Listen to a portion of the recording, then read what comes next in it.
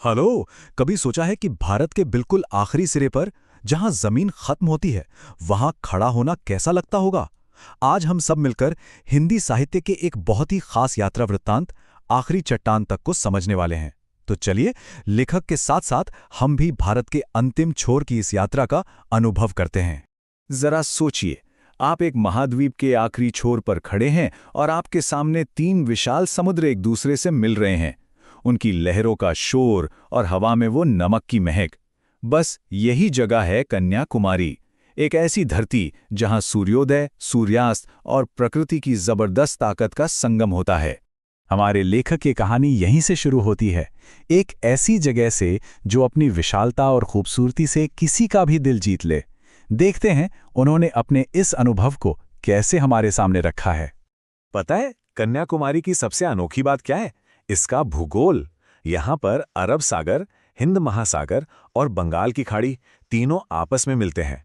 और यहीं पास में है विवेकानंद शिला, वो पवित्र चट्टान जिसके बारे में कहते हैं कि स्वामी विवेकानंद ने ज्ञान की खोज में यही ध्यान लगाया था। मतलब ये जगह इतिहास और प्रकृति का एक गजब का मेल है। लेखक बताते हैं कि समंदर की लहरों में कितनी जबरदस्त ताकत थी। वो तेजी से आती और किनारों की काली नुकीली चट्टानों से जोर से टकराती, जिससे पानी की बूंदों की हजारों जालियां सी बन जाती थीं। आप उस ताकत को महसूस कर पा रहे हैं? वो नजारा एक ही साथ शक्तिशाली, विशाल और बेहद खूबसूरत था।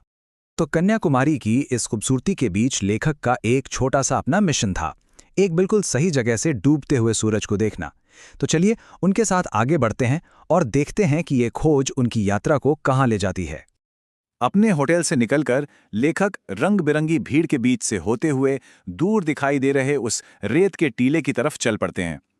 उनके दिल में बस एक ही ख्वाहिश थी, उस पल को अपनी आंखों से देखने की, जब आसमान और समुंदर एक हो जाते हैं। सोचिए जरा, जब हम किसी खास पल का बड़ी बेसब्री से इंतजार कर रहे होते हैं, ठीक वैसे ही जैसे लेखक कर रहे थे, तो मन में कितनी उत्सुकता होती है ना?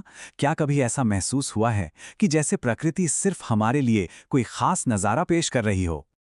और अब आता है सफर का वो सबसे खास पल, वो पल जिसके लिए लेखक ने इतनी मेहनत की थी, डूबते सूरज का वो जादुई नजारा जो हमेशा के लिए उनकी यादों में बसने वाला था।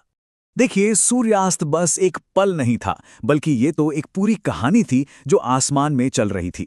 सबसे पहले सूरज की सुनहरी किरणों ने पानी पर सोने का एक रास्ता सा बना दिया। फिर जैसे जैसे सूरज नीचे गया, पूरा आसमान केसरिया रंग का हो गया। और आखिर में सूरज के डूबते ही बैंगनी और काले रंग छा गए, मानो रात ने धीरे धीरे आसमान पर अपना कब्जा कर लिया हो। लेखक के इन शब्दों से हम समझ सकते हैं कि वो नजारा कितना कमाल का होगा। रंग इतनी तेजी से बदल रहे थे कि उन्हें कोई एक नाम देना ही नामुमकिन था।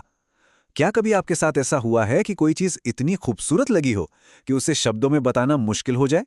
पर रुकिए, सूर्यास्त तो बस एक शुरुआत थी। अब लेखक की यात्रा का एक और भी ज्यादा रोमांचक और थोड़ा मुश्किल हिस्सा शुरू होता है। उनका अगला मिशन है समंदर से घिरी उस आखिरी चट्टान तक पहुंचना। लेकिन क्या वो पहुंच पाएंगे? ये हिस्सा सच में बहुत ड्रामा से भरा है। पानी का लेवल तेजी से बढ़ रहा था, लहरें उनके पैरों को छू रही थीं और चट्टान तक पहुंचना बहुत खतरनाक लग रहा था। लेखक को गहरे पानी और फिसलने दोनों का डर था, पर उनके अंदर उस चट्टान तक पहुंचने की जिद भी थी। ये डर और हिम्मत के बीच की एक असली लड़ाई थी। यहां लेखक के मन में एक कश्मकश चल रही थी। एक तरफ था समुंदर का जबरदस्त डर, तो दूसरी तरफ उस चट्टान पर पहुंचने का पक्का इरादा। सोचिए, उस वक्त उनके दिल और दिमाग में क्या चल रहा होगा। एक तरफ खतरा, दूसरी तरफ मंजिल। और आखिरकार उस चट्टान पर पहुंचकर लेखक ने सिर्फ एक बाहरी चुनौती ही नहीं जीती, बल्कि अपने अंदर के डर को भी हराया। और इस जीत के बाद उनका ध्यान अपने अंदर से हटकर बाहर की दुनिया और वहां मौजूद लोगों पर गया। पिछली तस्वीर के अकेले संघर्ष से बिल्कुल अलग, अब लेखक विवेकानंद शिला पर लोगों की भीड़ में थे। उनका अकेलापन अब एक सामाजिक अनुभव बन चुका था। वो अब अकेले नहीं थे, बल्कि उस भीड़ का हिस्सा थे जो असल में पूरे भारत की विविधता दिखा रही थी। उस चट्टान पर खड़े होकर लेखक को जैसे पूरे भारत की एक छोटी सी झलक मिल गई। उन्होंने उन लोगों को देखा जो वहां आए थे। कोई नौकरी की तलाश में था, कोई पूजा पाठ करने, तो कोई बस घूमने। तब उन्हें बेरोजगारी जैसी सामाजिक समस्याओं का ख्याल आया और यह समझ आया कि यहाँ मौजूद हर इंसान की अपनी एक कहानी है, अपनी एक लड़ाई है। तो आखिर में ये कहानी हमें एक सवाल के साथ छोड़ जाती है। जब हम अपनी दुनिया के किनारों तक जाते हैं, तुम अपने बारे में और अपने समाज के बारे में क्या नया सीखते हैं? लेखक की ये यात्रा सिर्फ एक जगह से दूसरी जगह का सफर नहीं थी, बल्कि ये खुद को और समाज को बेहतर समझने का एक जरिया भी थी। सोचिएगा, आपकी जिंदगी में ऐसी कौन सी आखिरी चट्टान है जहां आप पहुंचना चाहते हैं?